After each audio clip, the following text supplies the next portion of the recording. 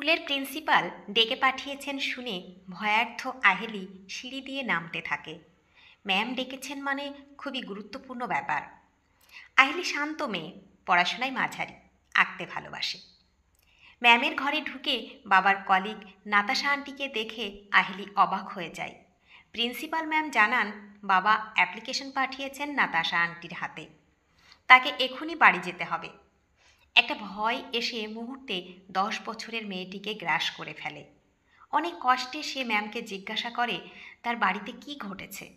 শুকনো হেসে তার মাথায় হাত দিয়ে প্রিন্সিপাল বলেন, God bless you my child, বাড়ি যাও।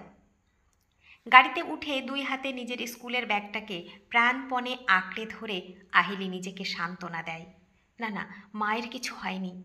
আজও মা বেরিয়ে এসে আমাকে জড়িয়ে ধরে আদর করবে। সাহেলি অসুস্থ হয়ে পড়েছে, নীরবতা ভেঙে নাতাশা বলে, ও হাসপাতালে। হঠাৎ চুপ হয়ে যায় নাতাশা। ড্রাইভারকে বলে, একটু জোরে চলুন না, রাস্তা তো ফাঁকা। বেশ জমজমাট শহর রায়গঞ্জ। কলকাতার ছেলে অবিনাশ এখানে চাকরি সূত্রে থাকে।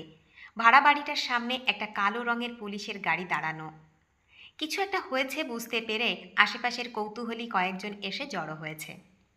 ড্রয়িং রুমে দুজন পুলিশ আঙ্কেল বসে আছেন। আহেলি শোনে মায়ের দেহ হাসপাতালে, ময়নাতদন্তের পর পাওয়া যাবে মা বাথরুমে পড়ে গিয়ে মারা গেছেন। ময়নামাসি 12টার সময় এসে দেখে বাড়ির সামনের দরজা বন্ধ। সে ডাকাডাকি করে সহেলির সাড়া না পেয়ে পেছনের দরজায় ধাক্কা দিতে থাকে। হয়তো সিটকিনিটা সঠিকভাবে লাগানো ছিল না, তাই দরজাটা খুলে যায়। সে ভেতরে ঢুকে বাথরুমের ভেতরে সহেলিকে রক্তাক্ত অবস্থায় পড়ে থাকতে দেখে।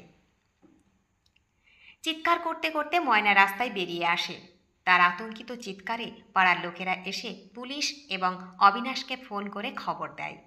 ডাক্তার এসে সহেলিকে মৃত ঘোষণা করেন। তিনি বলেন, অন্তত 2 ঘন্টা আগে সহেলির মৃত্যু হয়েছে। পা পিছলে পড়ে মেশিনের কোনায় লেগে মাথা ফেটে মর্মান্তিক মৃত্যু হয়েছে।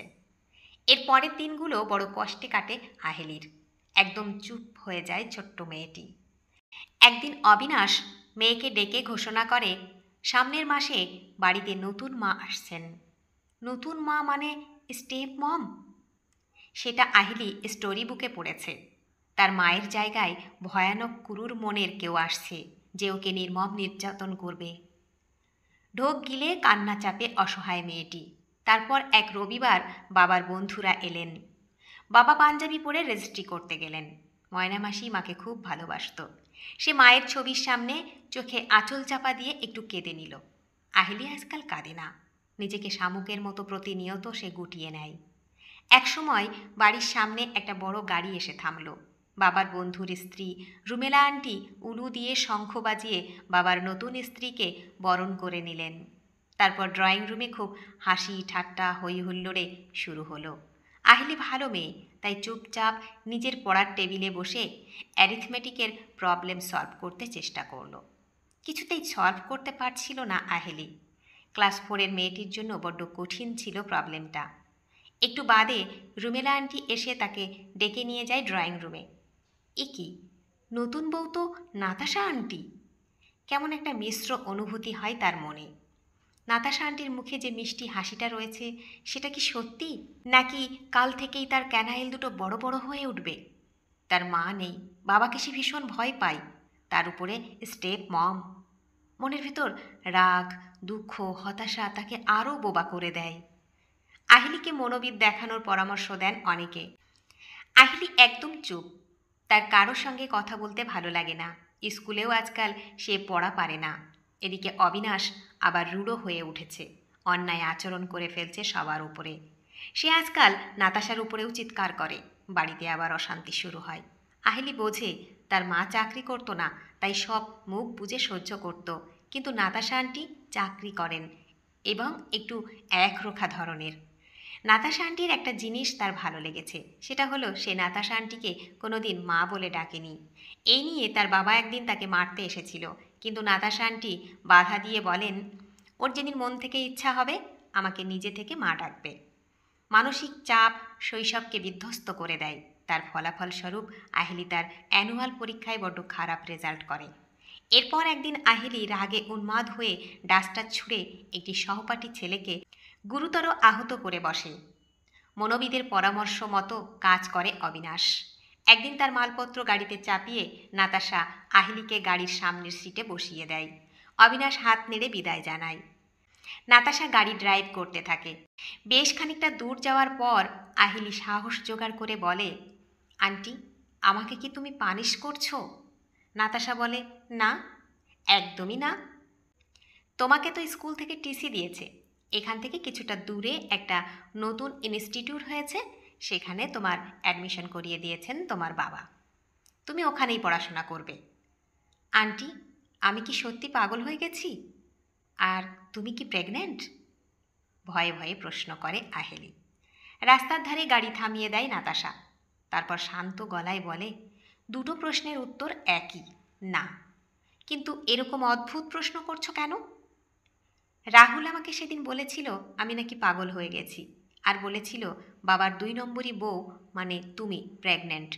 তাই যে কোনো দিন তুমি আমাকে বাড়ি থেকে তাড়িয়ে দেবে, আমি রাস্তায় রাস্তায় ভিক্ষা করে বেড়াবো। আমি আর সহ্য করতে পারিনি। ডাস্টার ছুঁড়ে দুহাতে মুখ ঢাকে আহেলি। মন, মা যে নামে তাকে ডাকতেন, সেই নাম শুনে চমকে ওঠে আহেলি। নাতাশা বলে চলে, এখান থেকে বাড়িতে যেন কোনো নালিশ না যায়, তাহলে তোমার বাবা তোমাকে আরও দূরে কোথাও পাঠিয়ে দেবেন। হাইওয়ে থেকে নেমে লোকবসতি শূন্য জলাজমি ও কলাবাগান পেরিয়ে কয়েক কিলোমিটার ভিতরে ঢুকে উঁচু পাঁচিল দিয়ে ঘেরা সরস্বতী নিবাস নামে একটি উঁচু বড় গেটের সামনে নাতাশা গাড়ি দাঁড় করিয়ে দেয়। সিকিউরিটি এগিয়ে আসে। বেশ বড় লন পেরিয়ে একটা বেশ লম্বা দোতলা বাড়ি। ছোট ছোট মেয়েরা এখানে পড়াশোনা করে।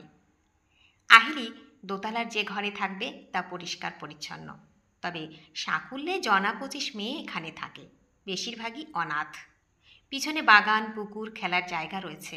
নাতাশা সব দেখে একসময় বিদায় নেয়। রাতে একজন ডাক্তার এসে তাকে পরীক্ষা করে বললেন তার সামান্য জ্বর এসেছে। তার দেওয়া একটা ছোট্ট ওষুধ খেয়ে আহেলি শুয়ে পড়ে।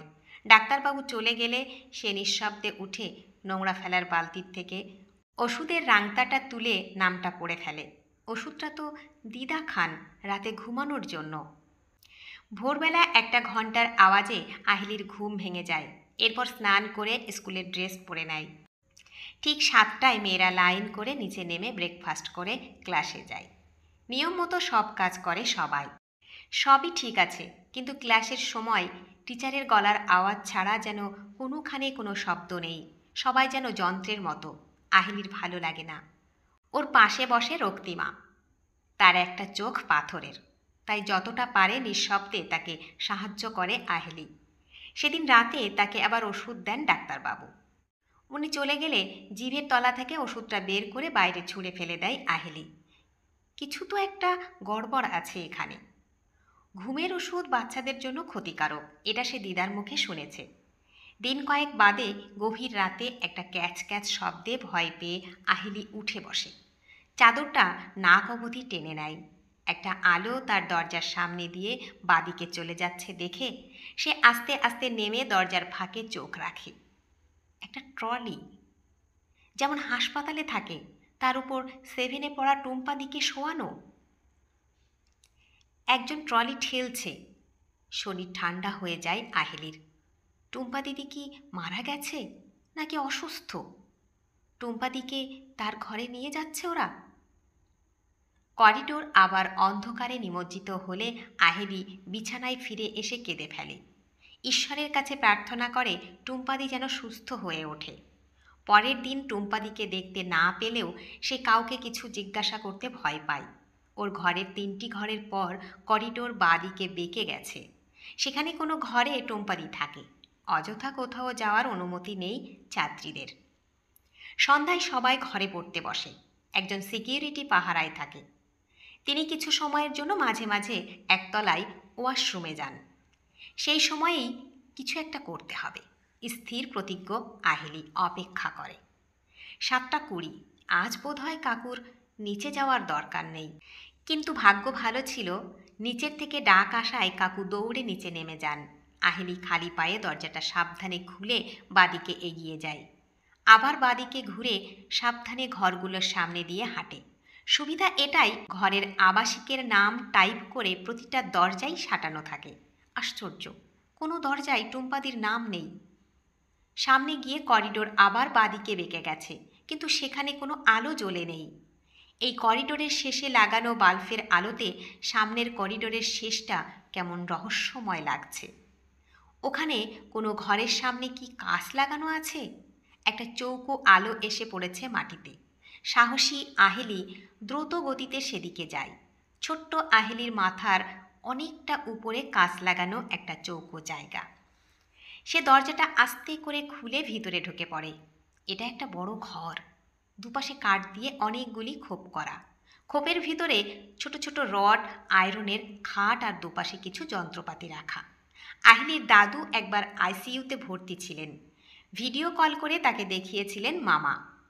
ঠিক সেরকম যন্ত্র দিয়ে সাজানো খোপগুলো। এটা কি নার্সিংহোম? হঠাৎ বাইরে গলার শব্দ শুনে ঘাবড়ে যায় আহেলি। বাদিকে একটা দরজা দেখা যাচ্ছে। উপরের কাচ দিয়ে ভিতরে আবছা আলো দেখে দৌড়ে সেই ঘরের দরজা খুলে আশ্রয় নেয় আহেলি। এই ঘরটা ভীষণ ঠান্ডা।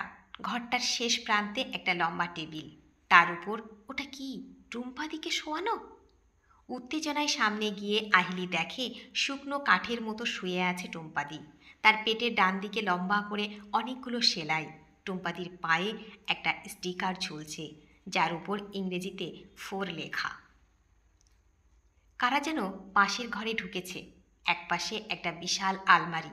আহিলি তার পিছনে গিয়ে লুকিয়ে থাকে। না দেখেও বুঝতে পারে দুজন দরজা খুলে ঢুকে কথা বলতে বলতে টুম্পাদির টেবিলের সামনে এসে দাঁড়ায়। সব ঠিকঠাক ডেলিভারি করেছিস তো? হ্যাঁ স্যার, কিডনির জন্য 2 জায়গাতেই লোকেরা টাকা আর এসি গাড়ি নিয়ে তৈরি ছিল। আই সার্জেনের এজেন্ট কিন্তু চেক দিয়েছে স্যার আপনার নামে। বাকি সব সঠিক জায়গায় দিয়ে এসেছি। ঠিক আছে, একে পুঁতে দে। কাল পুলিশকে জানাবো ও পালিয়ে গেছে। যেখানে যেখানে বলেছি ওর জুতো আর ব্যাগ ফেলে রেখে আসবি। নাটকে যেন কোনো ত্রুটি না থাকে। আলো নিভিয়ে ওরা চলে যায়। ভয়ে হিম হয়ে গেছে আহেলি। চোখের জল মুছে সে অপেক্ষা করে। তারপর খুব সাবধানে একসময় বের হয়ে আসে। রাতের খাওয়ার ঘণ্টা পড়েছে। সে নিজের ঘরের দরজার সামনে দাঁড়িয়ে পড়ে। কি ভাগ্য, সিকিউরিটি কাকু এখন উপরে আসছেন। পরদিন পুলিশ আসে, জিজ্ঞাসাবাদ চলে। ওনারা যাওয়ার আগে আহেলি পেন্সিলে আঁকা একটা ছবি অফিসার আঙ্কেলকে উপহার দেয়। তাদের স্কুল বিল্ডিংয়ের উপর অনেক পাখি উঠছে। সবাই প্রশংসা করেন, কারণ বিল্ডিংটি পেন্সিলের টানে নিখুঁতভাবে বোঝা যাচ্ছে। থানায় ফিরে অফিসার একটা আতশ কাচ দিয়ে দেখেন সব জায়গায় 3টি করে পাখি প্রায় পাশাপাশি একই দিকে উঠছে। তাদের গায়ে ছোট করে ইংরেজিতে লেখা SOS। রাতে বিশাল পুলিশ বাহিনী আচমকা হানা দেয়, সবাইকে অ্যারেস্ট করে। আহলিকে বাড়িতে পৌঁছে দিয়ে অনেক প্রশংসা করেন অফিসার আঙ্কেল। নাতাশা আন্টি মৃদু হাসেন, অনেকটা মায়ের মতো হাসি। গর্বিত মা হলে যেমন হাসতেন ঠিক তেমন। গভীর রাত। হঠাৎ দরজায় খুট করে আওয়াজ শুনে চোখ খুলে আহলি দেখে আপাতমস্তক কালো কাপড়ে মুড়ে কেউ একজন ঘরে ঢুকল। খোলা জানালা দিয়ে রাস্তার আলো এসে পড়েছে। সেই মূর্তি এগিয়ে এসে হাত বার করে। তাতে ধরা একটা বড় ছুরি, যা আলো পড়ে ঝকমক করে। প্রচণ্ড ভয়ে তাড়াতাড়ি বিছানায় গড়িয়ে যায় আহেলি। নাতাশা আন্টি! সে কি তাকে মারতে চাইছে? কিন্তু হিংস্র খুনিটা হিস হিস করে বলে ওঠে, এদিকে আয়। নিজের কানকে বিশ্বাস করতে পারে না আহেলি। এটা তার বাবা!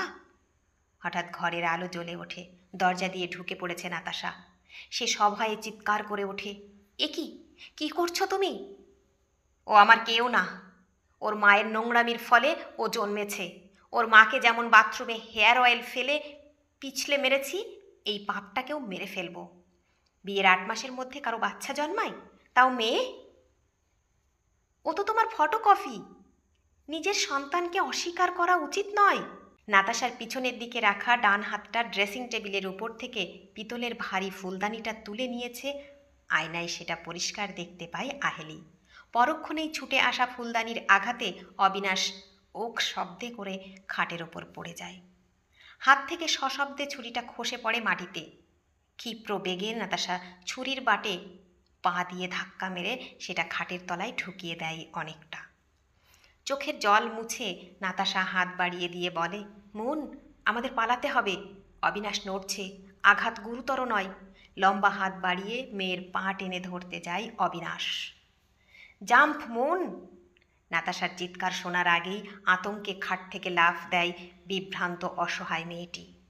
নাতাশা তার হাত ধরে টেনে নেয় নিজের কাছে। আতঙ্কে দুজনেই কাঁপতে থাকে। দৌড়ে খোলা দরজা দিয়ে বার হয়ে যায় দুজনে।